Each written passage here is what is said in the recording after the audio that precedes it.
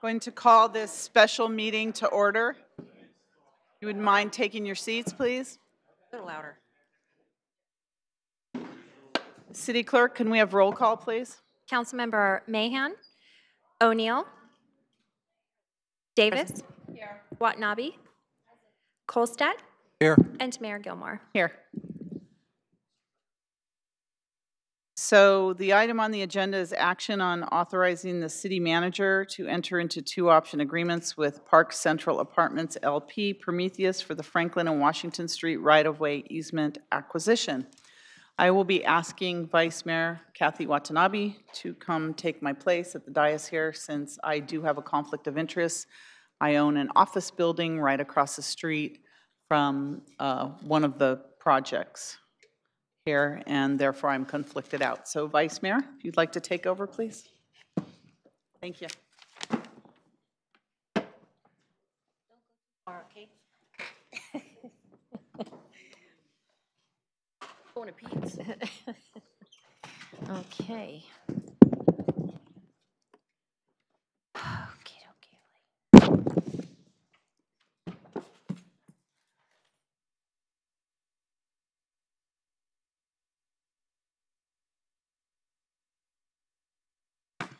Okay, good evening, everybody. I know this is a long-awaited item, and let's get started.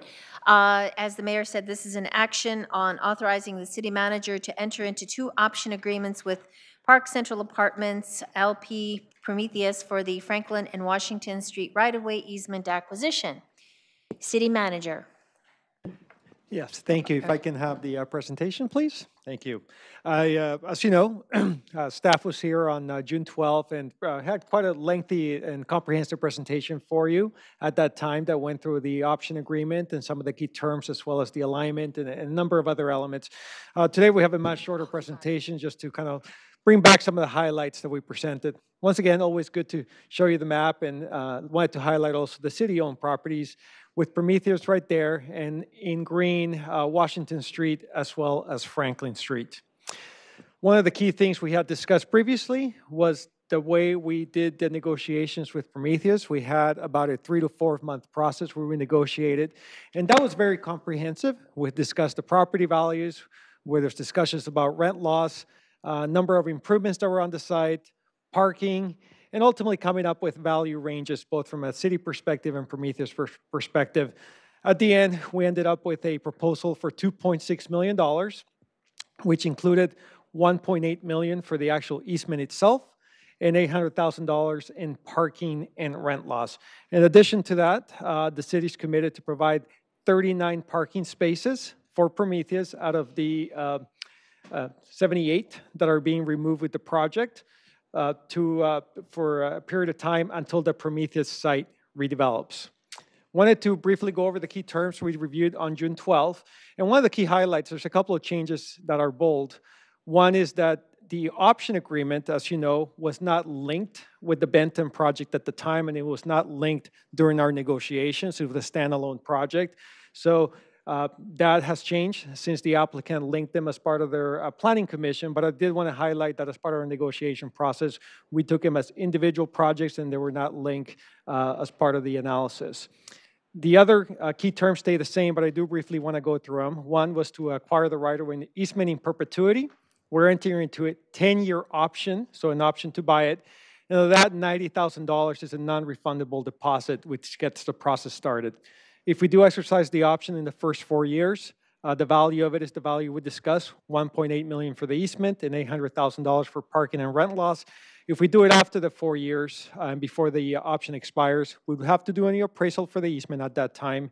And then we would add what's called CPI, or Consumer Price Index, to the parking and rent value of $800,000. A couple of key components that were very important to the city was that we can purchase the easement now, but that doesn't mean that we have to proceed with constructing the road immediately, because it might not be the right time to do it. In addition to that, if we choose to purchase the easement but not proceed with the road immediately, we would allow Prometheus to continue to use the property as they currently do, which is its most efficient use. As I mentioned, we would provide the 39 replacement parking spaces until the site redevelops, the Prometheus site. And Last bullet point, very important, the city is responsible for all construction costs. There is one new key term that I want to highlight for you. When we presented to you on June 12th, we expected to do one option agreement, but at the city's request, we're actually doing now two options agreements, one for Franklin and one for Washington. And the reason staff wanted to do that is because it gives us quite a bit more flexibility. It allows us to, say, if we want to move with the smaller portion from Prometheus' perspective, Franklin allows us to move with that one first, for example, pay less money up front and do less parking mitigation, or we could choose to go with Washington first or at the same time. It's really just to give us options as to what we want to do. So for council discussion today, and same to what you saw on June 12th, a couple of considerations for you. Want to highlight that while we have the $90,000 already in one of our capital projects, there is no current funding set aside for the rest of the property acquisition or any other work, including the construction or any other work associated with this. We do anticipate that we will use any future sale or lease revenues for the city downtown properties to actually fund everything related to this option agreement. We spoke at length about the grid street, and it's always a good reminder that this is going to be a multi-year phase approach to reinstate the grid, but this is a significant first step towards that. And ultimately, the timing works well for two reasons. We have this 10-year option. We are going to be doing a precise plan, and we're going to be coming back to council in a couple of months to talk about that in more detail. And also because the city properties, we have leases currently on those sites that expire in 21, 22. So when you look at the 10-year option agreement with the 4-year fixed price, that works well. So from a recommendation perspective, we would like to authorize the city manager to enter into two option agreements with Park Central Apartments LP for the Franklin and Washington Street right-of-way easement acquisition. I do want to highlight those are a draft of one of those agreements is attached to your staff report today. We are finalizing those agreements. They're pretty close to being final, but not quite done yet. I would say 99% of the way there. That concludes staff presentation. Thank you very much. Okay, so the way I understand it, there are two separate agreements. One is for Franklin Street, and the other one, separate one, is for Washington Street, and that's what we are going to be talking about tonight, to ask the city manager to enter into each of those agreements. Yeah, so for purposes of your discussion today, because it has been placed in the record that the items are linked, the council could discuss the items as a whole, but we suggest that you approve them separately. Okay. Thank you very much. I've got a list of speakers here. However, let me go to the council here first. Let me see. Teresa, Councilmember O'Neill. Thank you very much, Vice Mayor. So Assistant City Manager, could you talk a little bit more about the parking spaces and, like, are we paying for them? I mean, I'm still not quite clear on that. Are we paying for them now? But then there was you mentioned something about when the property redevelops, does Prometheus give up the rights to those parking spaces, or how would that work? Yeah, so there's two items related to the parking spaces. So when construction of Franklin and Washington occurs, there are 78 parking spaces that would be lost at that time. What we have negotiated is that for 50% of the spaces, we would do a one-time payment, and you see it under parking in red, of $600,000. So that's fixed, and that's a one-time payment that's equivalent to about $15,000 per space. Typically, a parking space is about $30,000, so we are estimating we're paying about 50% of the value. So there's that part of the parking spaces, and that's for 39 of them. The other 39 parking spaces where we're committing is that we would find parking within our city property, which you see here in red, and we have a general area that's designated as part of the agreement that's close enough to the Prometheus sites that is within walking distance. We will provide those 39 parking spaces and make them available for the Prometheus tenants until that time where Prometheus chooses to redevelop their site. Once they redevelop their site, we would not be required to provide those parking spaces anymore. Okay, so that it's referring to the Prometheus redevelopment. But so say the city-owned property, if we do some other further redevelopment, we still have to find a way to provide them with the parking spaces that were previously allocated on their Park Central property. That's correct. We would still have to provide those 39 parking spaces, even if we redevelop our sites. They don't go away until the Prometheus site redevelops. Okay, because I know like we're, the thought has been that as time goes on that there won't be perhaps not as much need for parking spaces, like for, that particularly in a location like this that maybe residents wouldn't have as many cars. Would we have the ability to go and perhaps renegotiate that portion? Because I'm just, thinking about if we, as we work with other potential developers, if they might view that it's an encumbrance to a third-party developer that would come in if they've got to be providing parking spaces for Prometheus? Yeah, I mean, certainly that would kind of be an additional element that we have to be aware of. And I think when we spoke on June 12, we talked about the value of parking. And if you're looking at surface parking, and this our range of costs is not exact, you would think about $30,000 a space to provide that. If you're putting it in structured parking, that would be at about $60,000 to $70,000 a space. So until the Prometheus site redevelops, our city-owned properties would have to provide that parking, and we would have to work with whoever the city selects as part of that development process to figure out how that parking, of course, it would be building parking for the city development as well, how that parking would be incorporated to meet the agreement requirements. The agreements don't allow for any further negotiation on that. The 39 is a requirement as it's written today until Prometheus redevelops. Okay, thank you very much. Thank you. Anybody? Council, No, City Attorney. I just wanted to point out that this is purely a purchase of land, and so there's been no CEQA done on any of this, so we really shouldn't get too far afield in terms of what happens to the rest of the site in terms of a land use and, where you're going to put this and that. The other thing, we're going to need to do a CEQA before you make any decisions about that. Thank you for that clarification. Okay, if there are no other questions here on the dais, I will go to the public, and the first speaker I have is Chris Shea.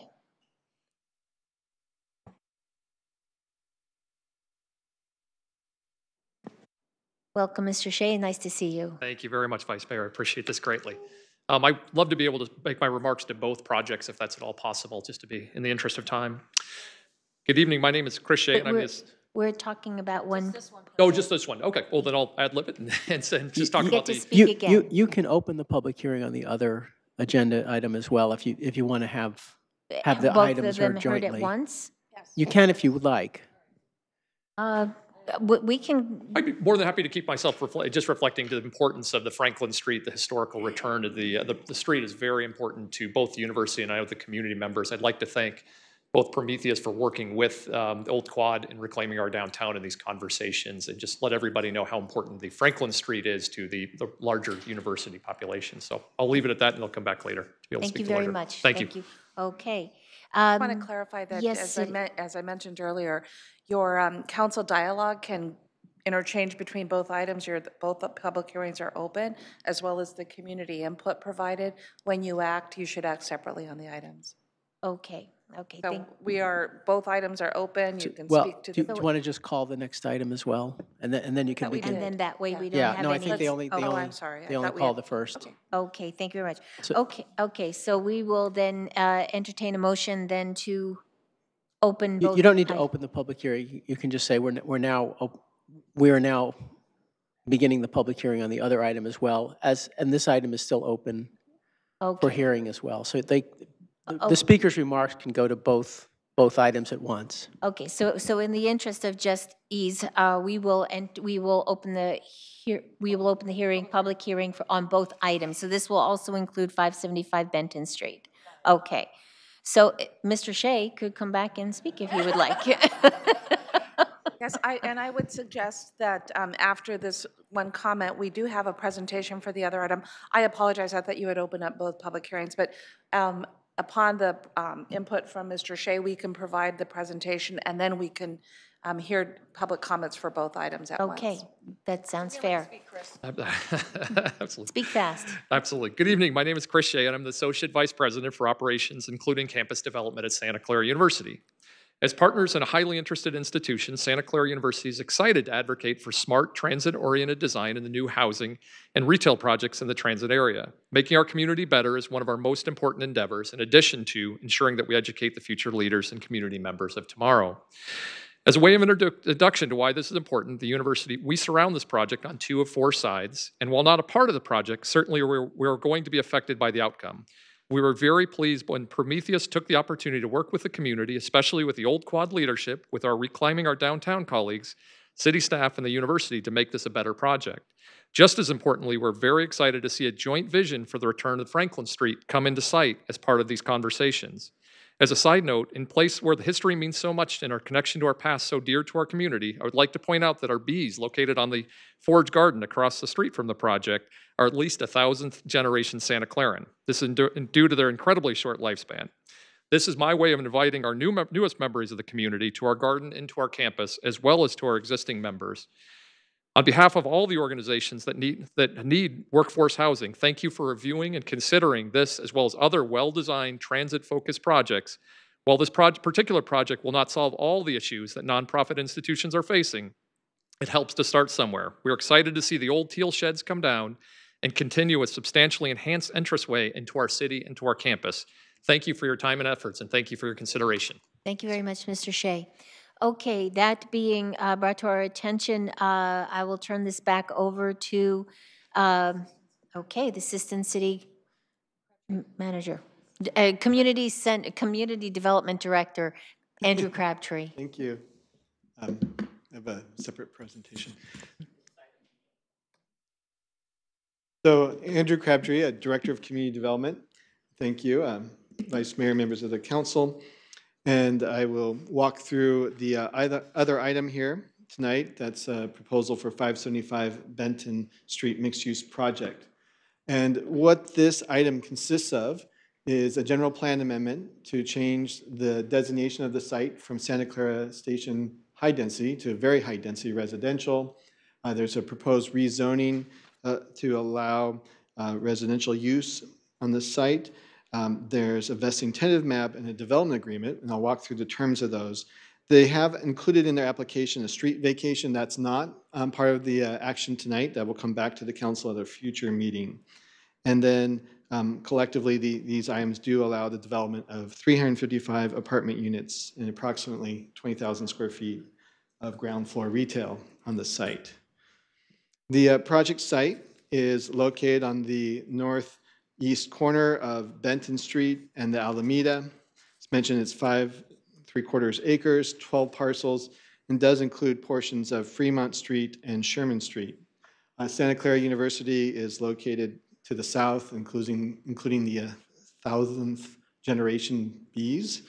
The Santa Clara Transit Center is about 500 feet to the southeast. And just in context, background, this site is included within the Santa Clara Station planning area. It's close to the downtown planning area immediately adjacent there to the southwest. And it's also close enough to the El Camino Real specific plan area where that plan's in process that we've been considering this development sort of in relationship to those 2 plans underway. The Santa Clara Station area plan was developed in the mid-2000s, funded through a grant administered by MTC, ABAG, sort of an effort to look at how different cities could increase development around transit to promote the use of transit. Though that plan was then incorporated into our general plan in 2010 update. And here you'll notice this is the original diagram. The site is currently designated as high density residential, as mentioned, came through a subsequent general plan amendment. This circle shows a 1/4 mile radius of the site, of the station, from the station, a 1/4 mile radius. So this is well within that, a typical 5-minute walk. So very much a transit oriented site. The requested high density, or excuse me, very high density residential designation is intended for sites with a high degree of transit access. So the site was approximately 2 years ago, I'm sorry, February of 2016, approved for a development called Mission Town Center. City Council adopted the environmental impact report at that time, and that's important because when we do the environmental analysis of the current project, we sort of build on that prior approval, and that did change the general plan to the high-density residential designation of 37 to 50 units per acre. The council approved the rezoning for 318 units, and as you can see, about 22,000 square feet of retail and amenity space. So as we've gone through this process, we've been mindful of what that prior approval was. So, council set some expectations for the site in that process. The current proposal would increase the number of residential units to 355, has a similar amount of retail space and amenity space as well. One notable difference is that the current proposal preserves on-site 2 historic single-family homes. You can see them sort of there at the northwest corner of the site, and that was not true of the prior approval, and that's something that was of importance to the community. The project, there was a lot of discussion at the Planning Commission about the adequacy of parking. The project, in terms of its residential component, is parked at about 1.5 spaces per unit overall.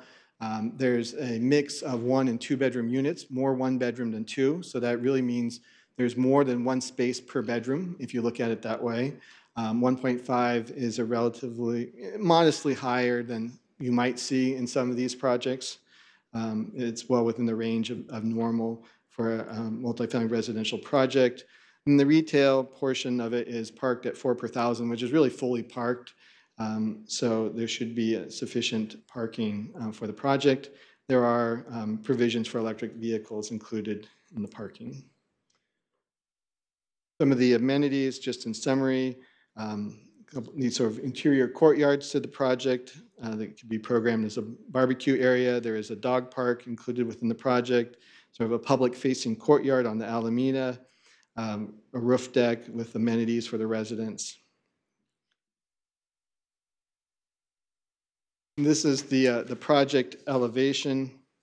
There was a lot of effort put into working with the community on the elevations to create something that would sort of look like it had developed over time. So you see the buildings are broken up into what looks like multiple buildings.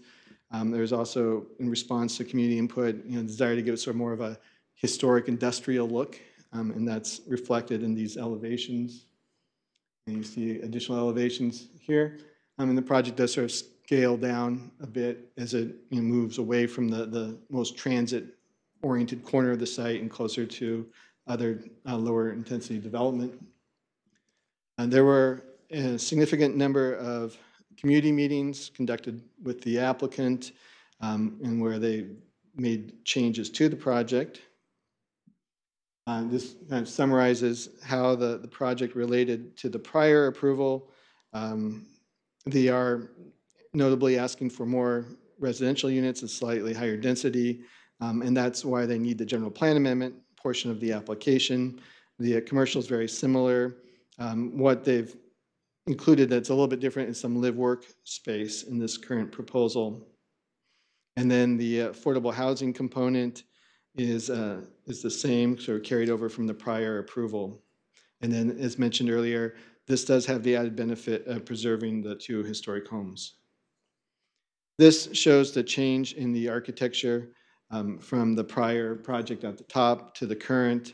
So the prior was more in the mission style. As mentioned, this one has more of an industrial look to it that was something that was directly responsive to input from the community. Just to be thorough, the current development agreement does include some changes from the one that was previously approved by the council. Notably, height is increased in the current project. There's some changes to the amenity space. There's less amenity space in this current version just based on the way the design is set up. It does the two historic houses being maintained on the site are reflected in the DA. There's some nuance change to the amount of transportation improvements, whereas before there was more of a payment. This one, now the project's proposing to make improvements up to that value. And then there's a slight adjustment to the sort of environmental green building measures incorporated into the project, but it still would incorporate those kinds of measures, just using a different standard than what was used before. So in our analysis of the project, staff looks at our general plan for consistency. We do see this project as being very much consistent with the Santa Clara Station area, the objective of putting higher density, transit, pedestrian-friendly or urban development closer to the station. There's a number of policies discussed in the staff report with which it would extensively in staff report with which we found it to be consistent. Environmental review for the project does build on the prior environmental impact report that was granted in 2016. There was an addendum prepared for this project, but I would note that that environmental impact report that was done in the past actually looked at an even larger project. Originally, Irvine had been proposing 385 units, so this is under what had been previously analyzed, so it was found to be consistent with the impacts that had been disclosed in the past. So with that, we are recommending approval, as did the Planning Commission. One thing to note is that in our recommendation, we did propose that the project be modified to include a retail component at the southwest corner of the site. That was reflected in some of the correspondence that's been brought to you subsequent to the Planning Commission's action on the project.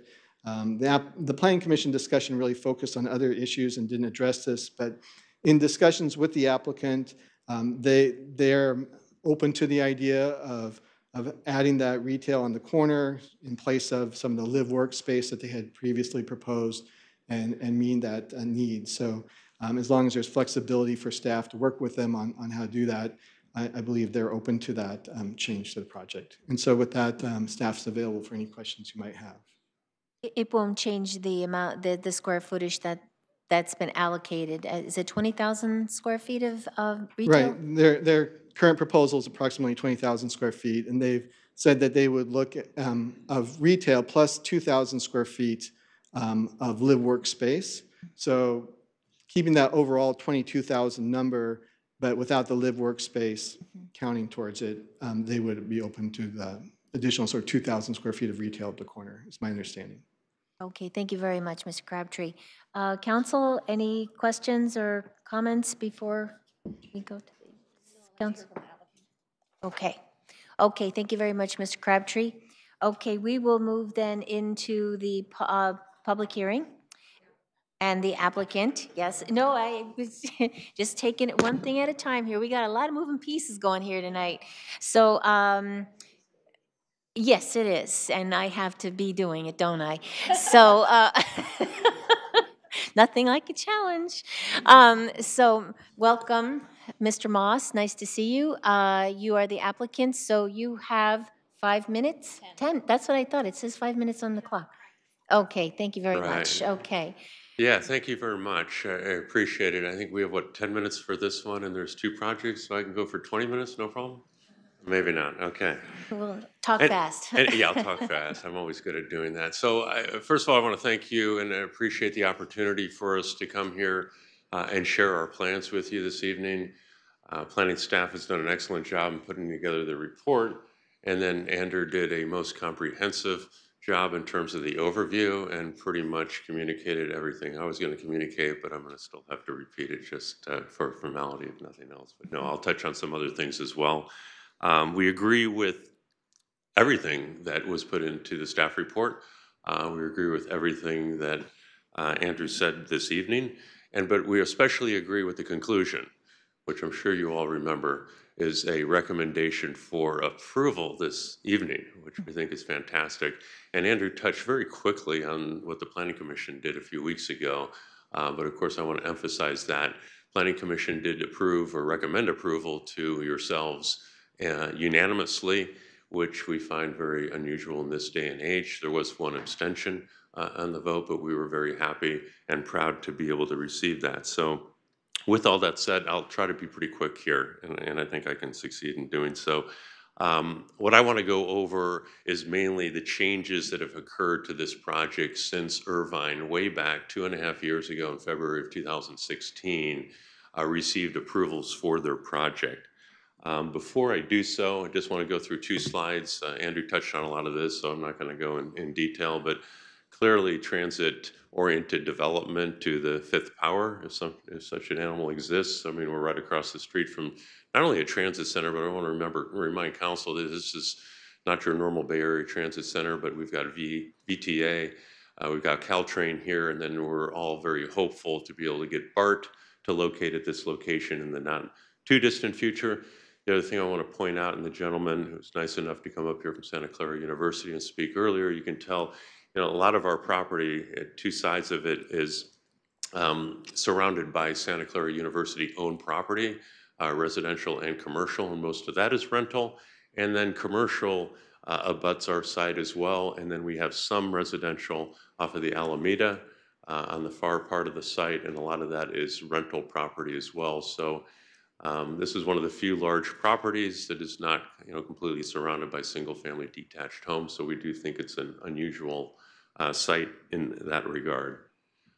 Just real briefly, it was mentioned earlier, the Stellar project that you see at the top. This is supposed to be a before and after. I didn't see Mr. Vizo here in the audience tonight like he normally is, but I'm sure that he'll be disappointed to see that picture go away. I do want to make sure and clarify that on the bottom picture on the after, we are definitely removing the razor wire from the fence that goes around it currently, and we think we'll have a significant improvement out there. So let's talk about changes from last time. You heard about this project from the Irvine apartment community. So their plan is on the left-hand side, ours is on the right. We didn't purposely make theirs black and white and ours a beautiful color drawing, but that's all that we had to work with from 2016. These are the changes that occurred, and I'll flip back and forth between these two.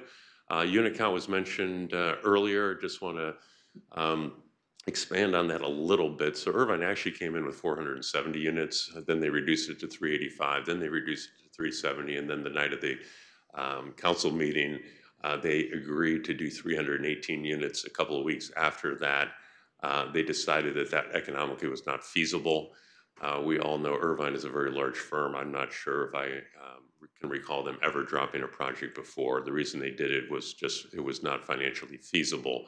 So we went ahead and got the project under contract. The only way we could make it work was to introduce approximately 400 units using the state density bonus law. We sat down with the members of the old quad at that time and said that we've got a proposal to do so. They did not prefer to have 400 units, so we proposed a compromise of 355 units in between the 318 and the 400, and that comes with a little bit less affordability, but the same percentage that Irvine had. And the old quad said that they would be okay with that, assuming we could meet a number of their requests and requirements. So we made a lot of changes, and those are the ones that you see below. On the commercial, we didn't change it. We left it roughly the same at 22,000 square feet.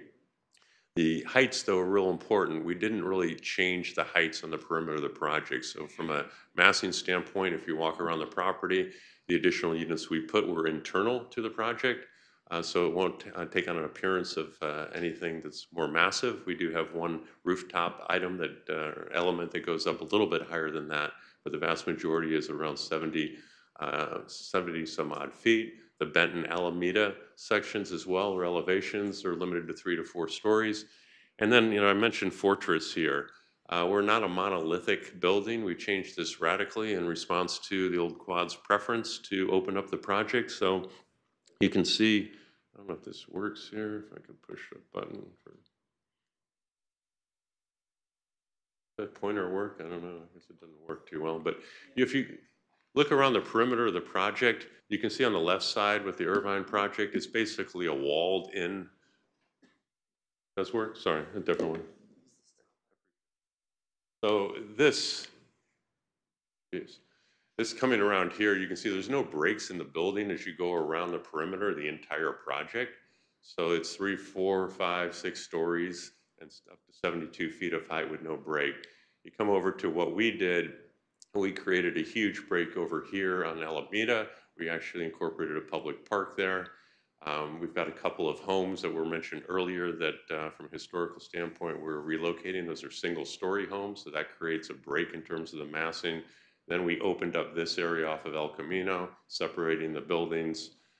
We created a large plaza area, and then here we created another break in the building to get into the garage. Irvine had garage entries here, but they were basically a tunnel with 3 and 4 stories above that. So the massing has changed significantly from what was proposed before. As was mentioned before, the historic homes on site, the Irvine proposal said that they would relocate those homes somewhere in the city of Santa Clara. The old Quad neighborhood strongly preferred for them to remain on site.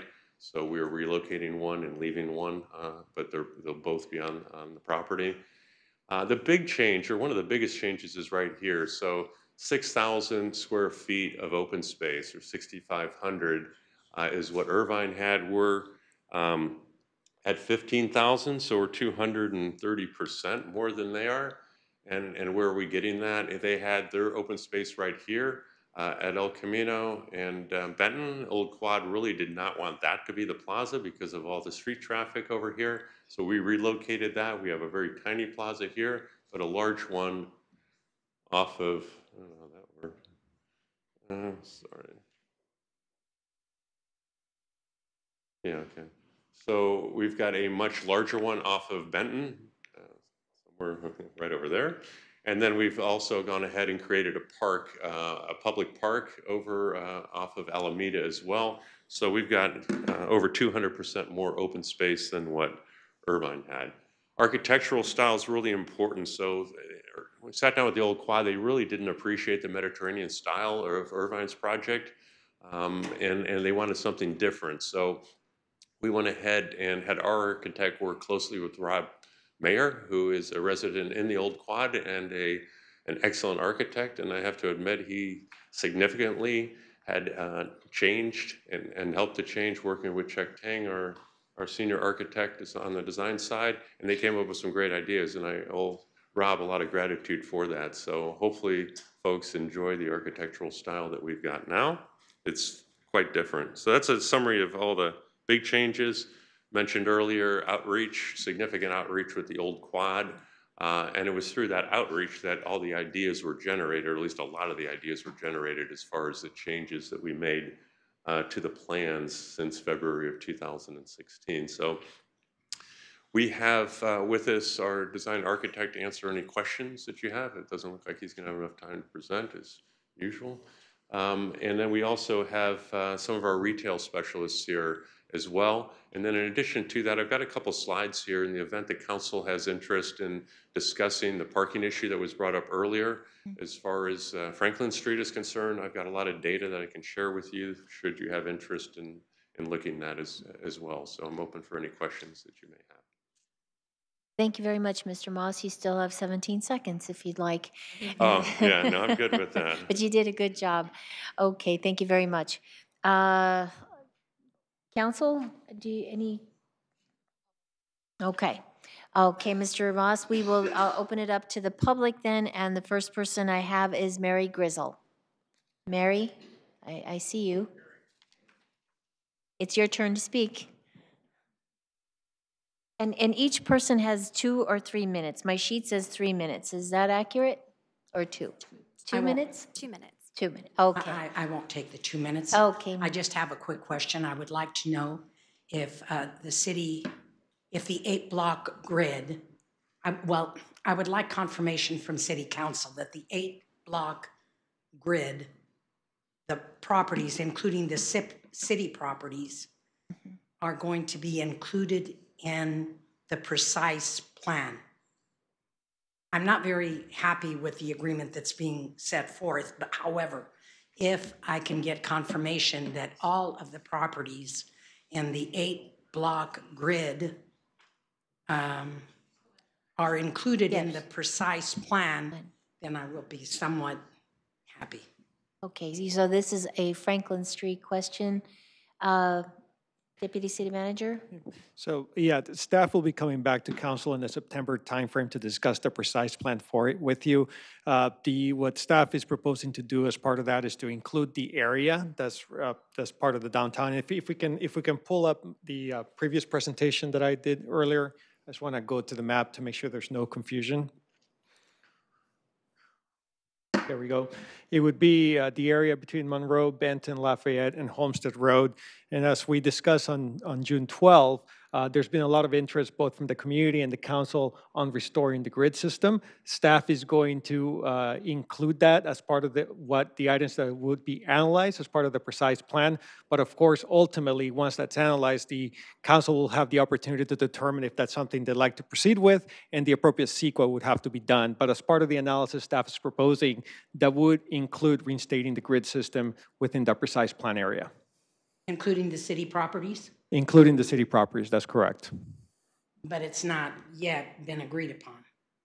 No, it has not been analyzed. Okay. And the council has not taken any action related to it yet. Okay, thank you. Okay, thank you very much. Next, we have Stuart Hill, and actually, because we have so many people, Stuart Hill and then Stephen Goldine, if you'd like to line up behind.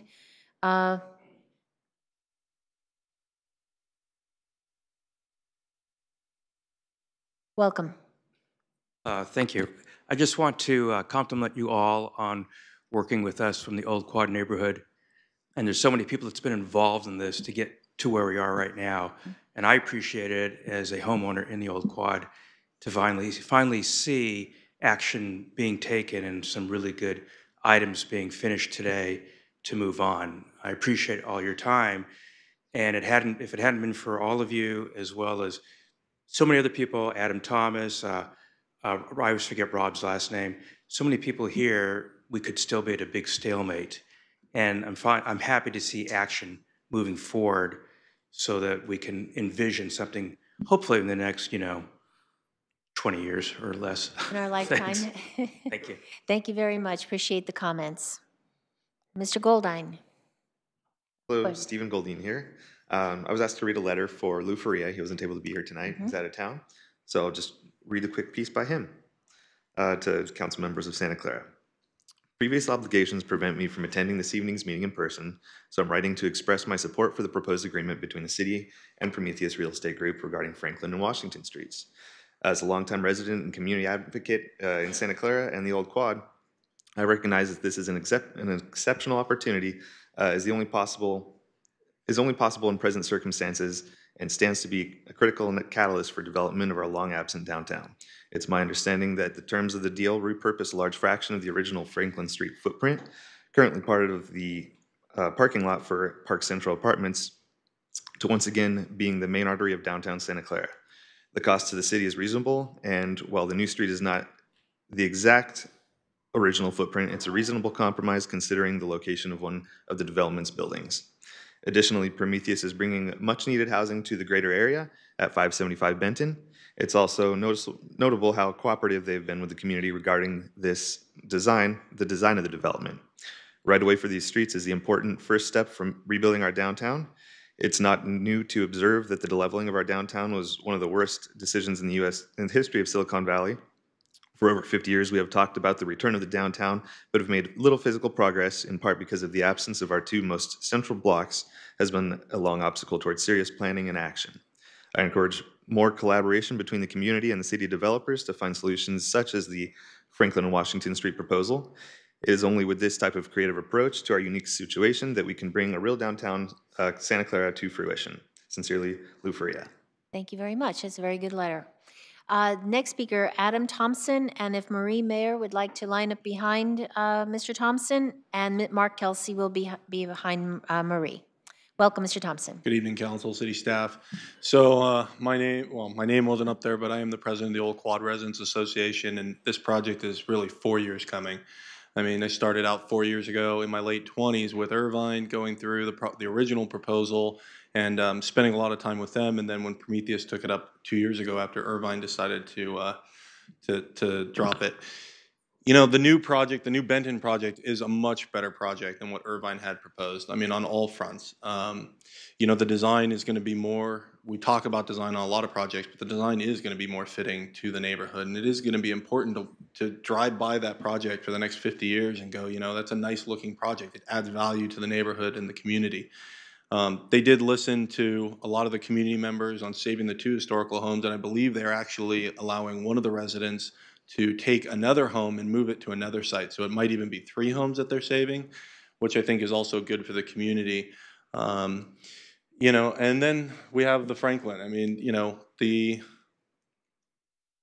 started at one place and we have ended up where we're at, and it's been a long journey, and it's been a lot of time from a lot of people, and I do appreciate everybody who's been involved, especially Manuel when he came on, and the rest of city staff who's sat there and spent a lot of time talking about it. And I think it's important. The community needs a win, and this is a win on both fronts. We get a good project, and we get a piece of our history back. So please approve the project. Thank you.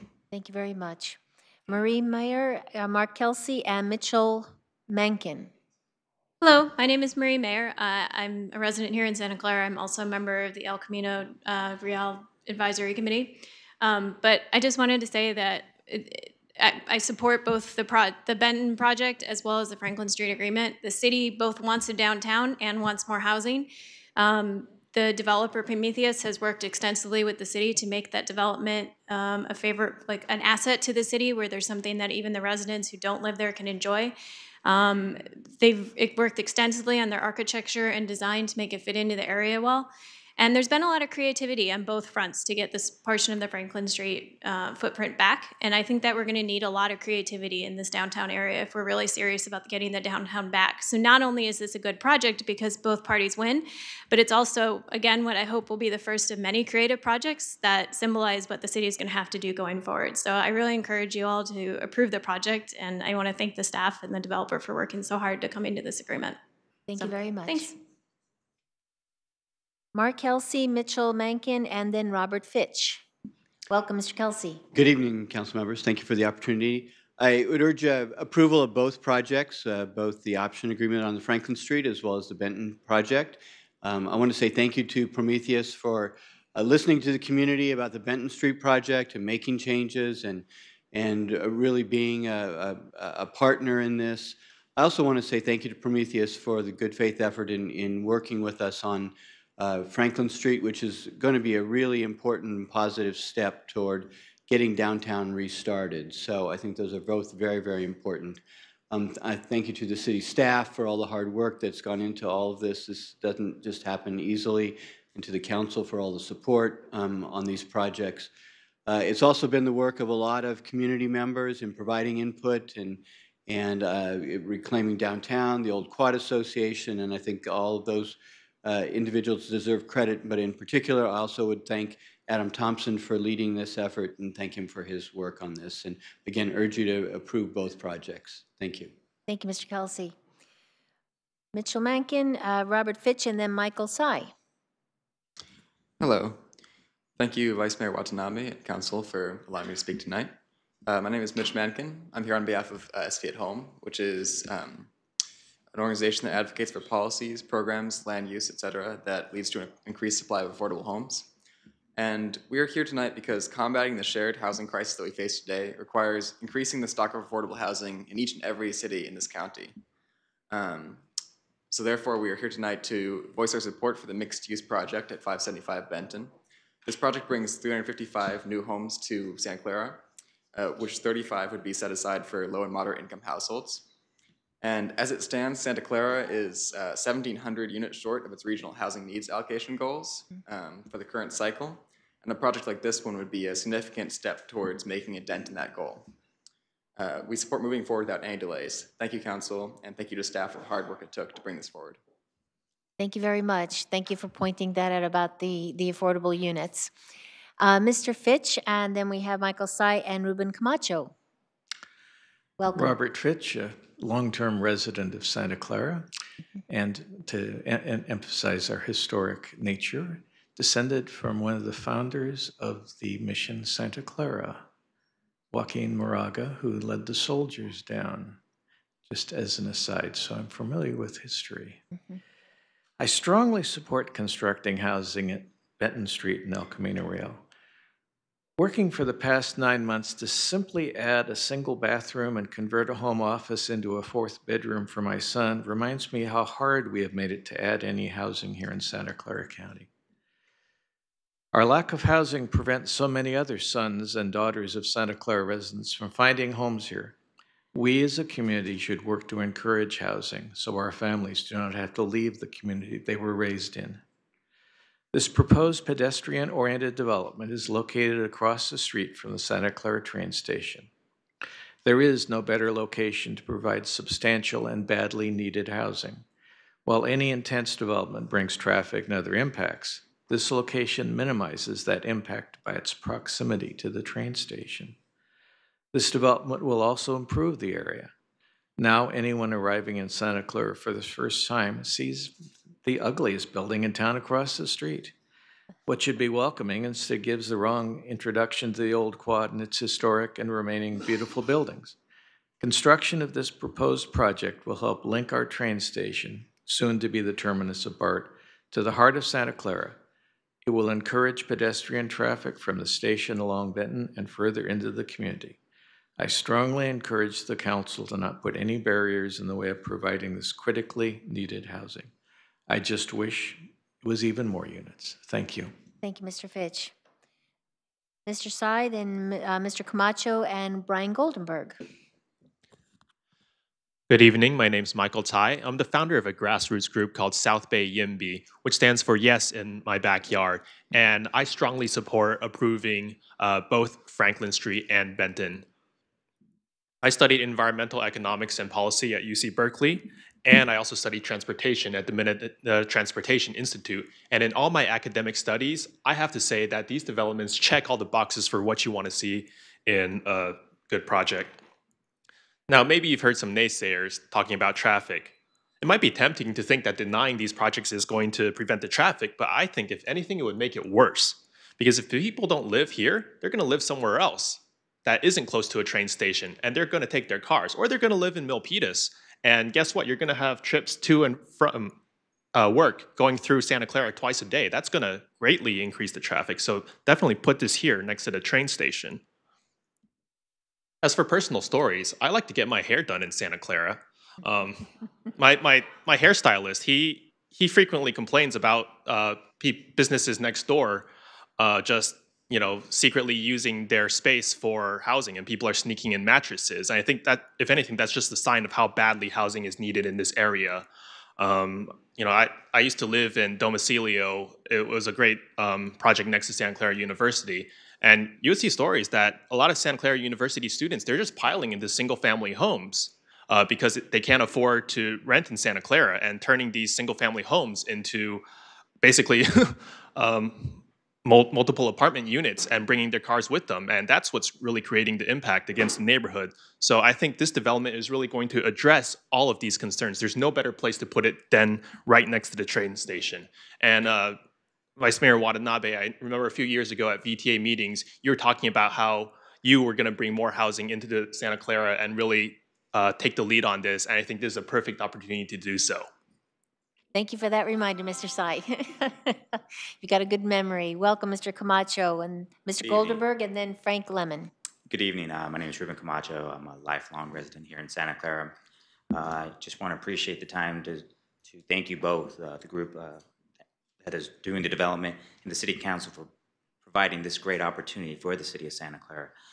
We are going through a very big transitional stage in our city, and our city has been lacking a downtown for many years. I think the residents will all be grateful of not having to go to Sunnyvale, having to go to Campbell, having to go to Los Gatos, Mountain View.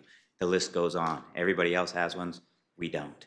So it's obviously a glaring need, and I want to thank you both for putting your heads together and developing a great roadmap. The City of Santa Clara will really benefit from this. Thank you. Thank you, Mr. Camacho. Brian Goldenberg, Frank Lemon, and then Emmy Moore, Minister. Hello, Council.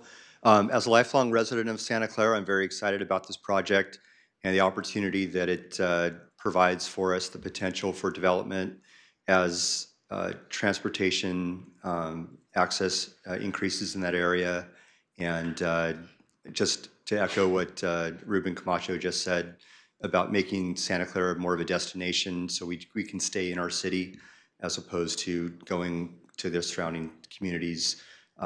So I do support the projects and hope you can too. Thank you very much. Frank Lemon, Emmy Moore Minister, and then Patricia Lung. Hi, council members. Thank you. I have a question, or I want to express also my support of what Mary Grizzle said in terms of encouraging city management, strongly encouraging city management to include the city-owned areas of the downtown quad in the precise plan. This is going to be crucial to making that a success. And then I have on a different topic, I have two questions for Mr. Moss.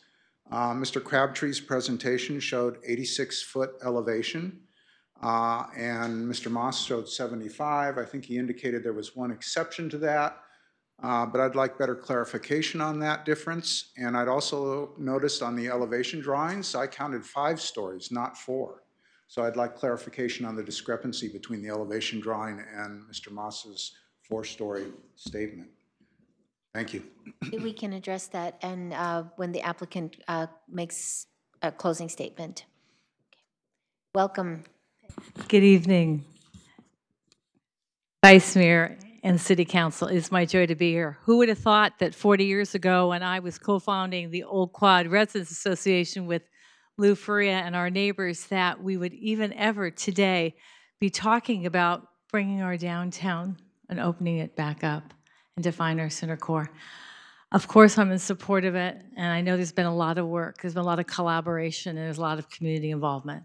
And also in tandem with that, the Prometheus project, which I was following for a while, back from when Irvine first had it, and having seen the improvements to that project in terms of open space, sensitivity to the neighborhood, and of course, a person that does ride Amtrak and comes in today on that train, how close it is to our transit hub. There's a lot of activity there. But for those reasons, and for so many more, it's sensitivity to the neighborhood, going back and redesigning and taking a look from a historical perspective, from architecturally, I'm impressed. Anyway, for those reasons and more, I hope you'll approve both projects tonight. Thank you. Thank you very much, Emmy. Patricia Lung, and then Jonathan Evans. My name is Patricia Lung. I'm an Oak Quad resident. I came straight from work today. Like, I got off Caltrain, walked over here, went up Benton, looped around the Morse Mansion, and went up El Camino for punishment. And I caught a couple of Pokemon on the way, so that was good. So, you know, the Benton project has been very near and dear to my heart because that was actually the project that pushed me into getting more involved with the city. In fact, the first meeting that I was part of on the HLC, that was actually the project. So a few years ago. So I'm very appreciative, like, of the Prometheus actually working with the Oak Quad Residents Association and like the residents into updating the project, the look and feel, the massing, all that stuff. And the design is greatly improved from when I first saw the project. And you know, I'm just kind of coming up Benton, I'm like, it would be really great to have a place where I can rest, go grab a coffee, and kind of continue on and back home, or meet people. And then the other project, the agreement for Franklin Street.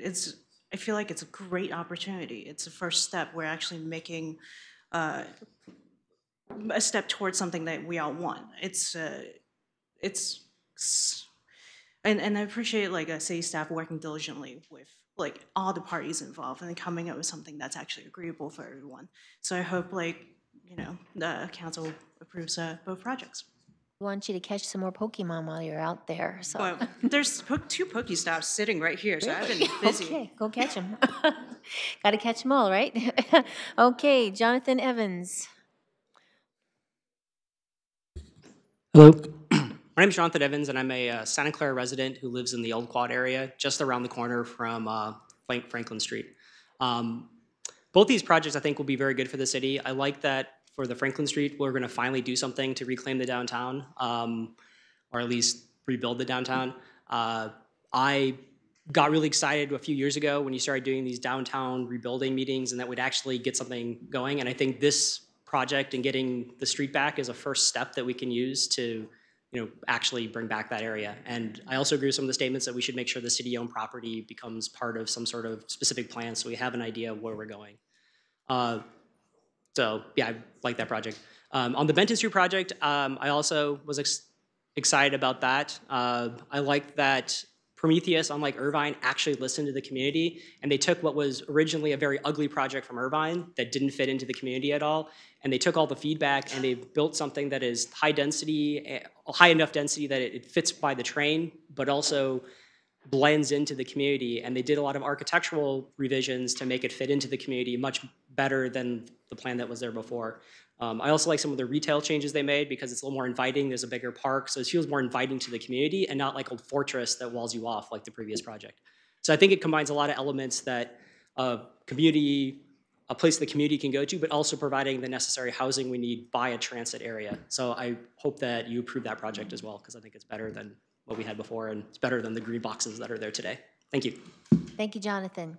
That is the last speaker card that we've received. If there's anybody else that would like to speak, now is your time to come forward. Otherwise, okay.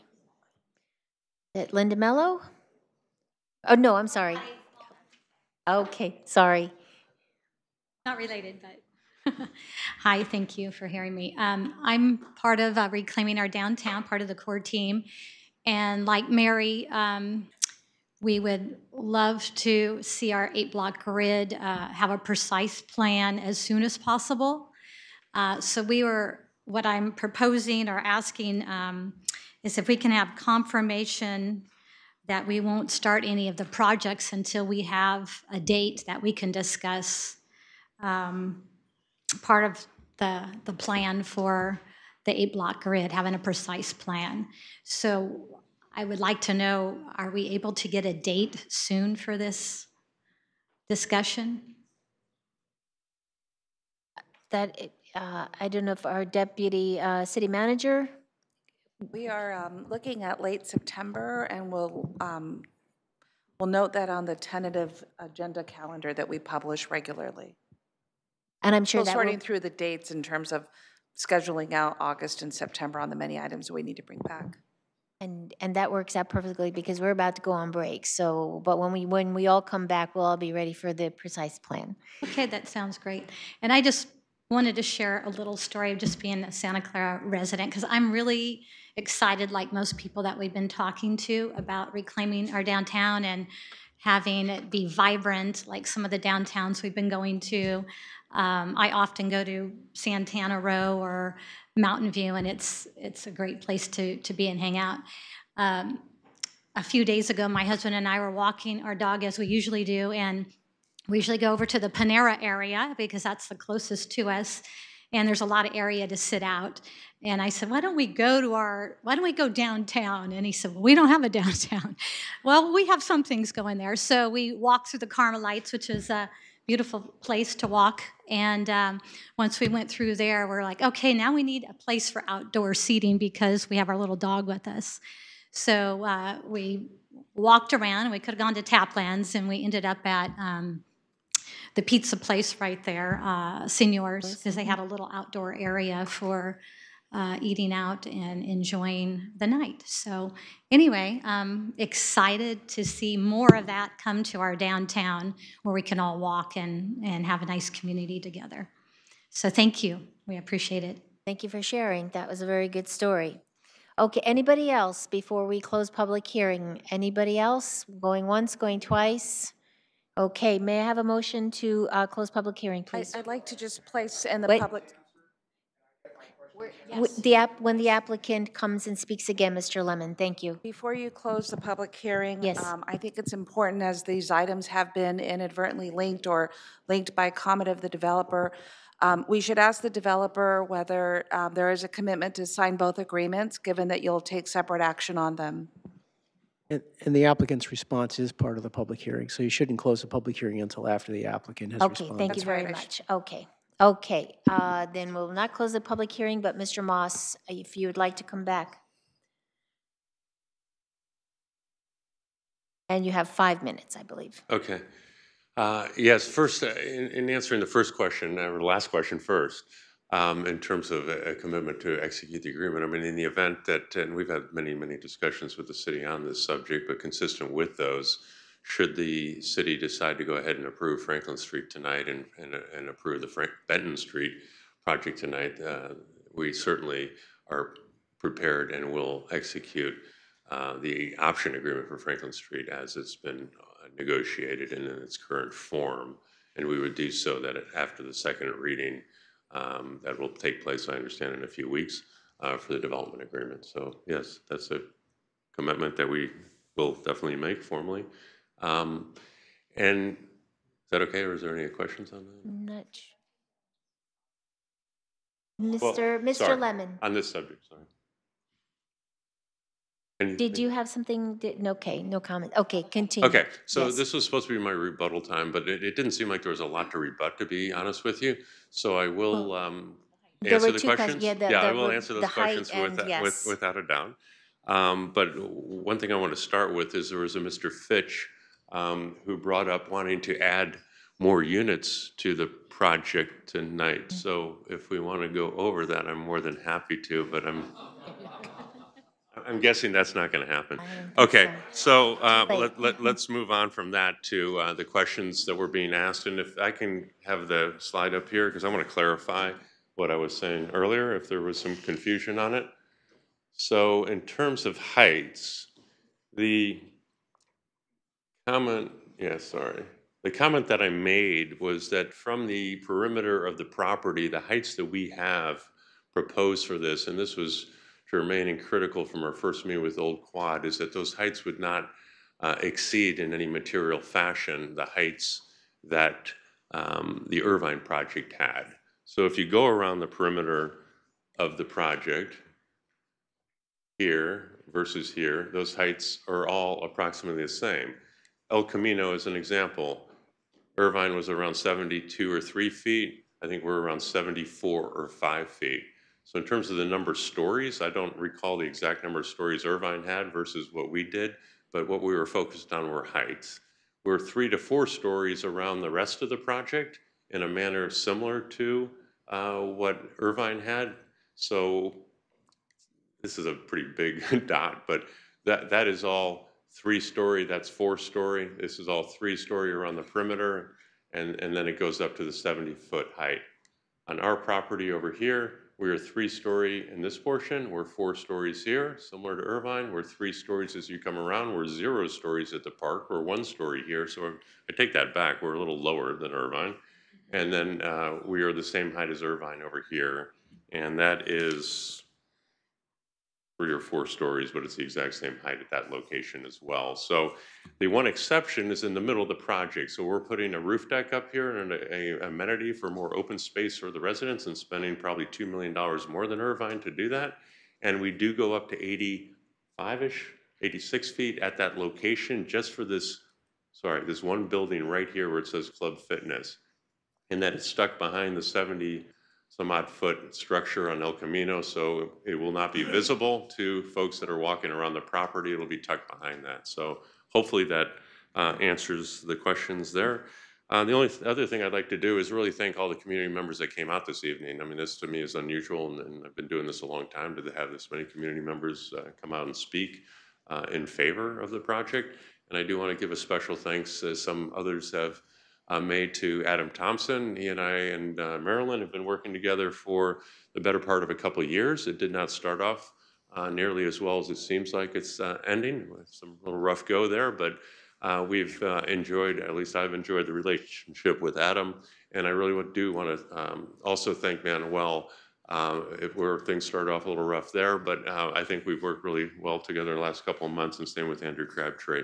I've had a great experience with him for what it's worth. So I don't know if there's any other questions that I can answer or to rebut here, or, and again, if there's anything on Franklin, I've got slides to go over that as it relates to our acquisition of that. Okay, thank you, Mr. Moss. Any questions of the council before? Okay, then may I have a motion to close public hearing? So moved.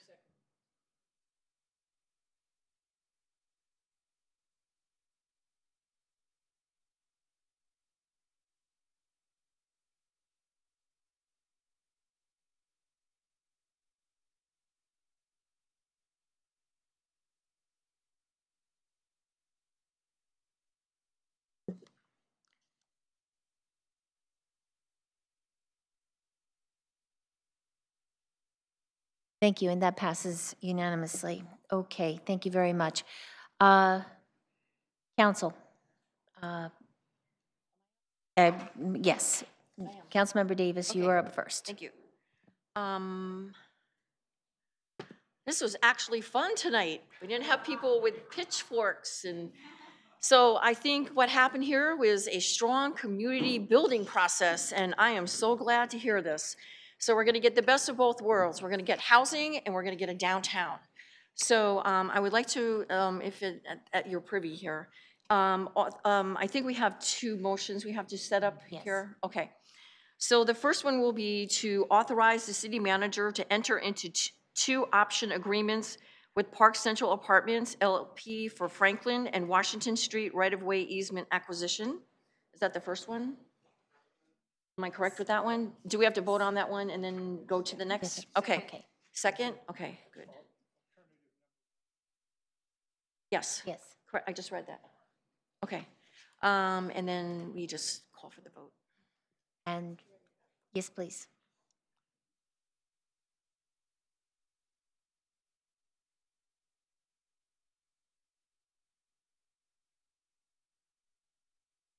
And that passes with 4 votes, and that's exactly what you needed, was 4 votes. Okay, and then to the second. Now, let me, go excuse ahead. me, Councilmember Davis, Councilmember Colstead. I'm on a roll. Okay.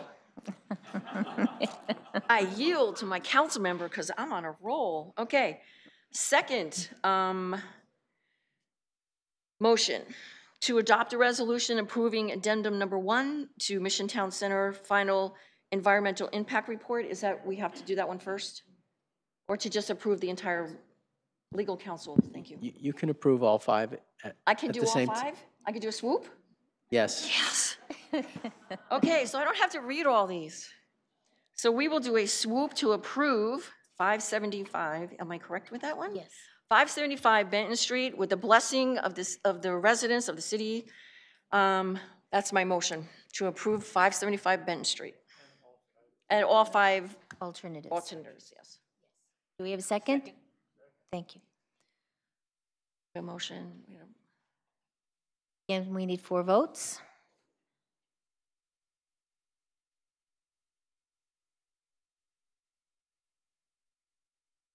And that passes with 4 votes, so congratulations. Yeah. And can I finish? Yes, Councilmember Davis. I would just like to say, Adam Thompson, thank you. Thank you for, hopefully you'll get some sleep and your baby will get some sleep. And I know you just came back from vacation, so get some sleep. I would like to thank John Moss for stepping up to the plate and working with the community and listening. They all thanked you for listening, which is great. You are, this team worked very well together. And Manuel, I gotta thank you. I gotta thank Manuel. You did an outstanding job. So I hope that everybody's happy and let's go downtown. Yes, yes. Okay, Councilmember Colstead, would you like to make a statement? Just a couple brief things. Lou Faria called this a reasonable compromise. Thanks, Lou. Adam Thompson said we're going to begin to regain our history. Spot on right.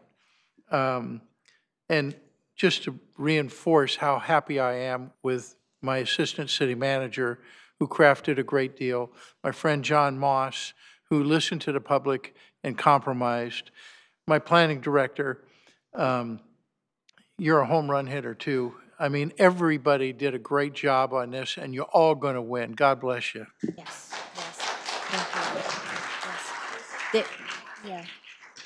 Councilmember, okay. Just in closing, thank you so much for your patience. Thank you for your enthusiasm. Thank you for your persistence, because as we know, if you don't give up, if you don't give up, you don't get anything. So here you stuck with it, and you now, we have the start of a downtown, and we've got a lot of wonderful stakeholders involved. We've got a wonderful community. There have been some great comments about the creativity that's going to be included in this project. It's definitely a win-win and for so many people. And I think the most important thing is the fact that we're bringing history back, and we're saving a very important part of Santa Clara. So thank you again so much. Thank you to Prometheus, and thank you to our staff. Thank you to Manuel. Timing is everything. Thank goodness you came, and the city manager when you came on when you did. Thank you to our Downtown Revitalization Committee, as well as the Reclaiming Our Downtown. It's community that helps get things done, so, and community definitely won tonight. So congratulations, and we look forward to moving ahead. We are going to take a 5-minute recess before we start the meeting.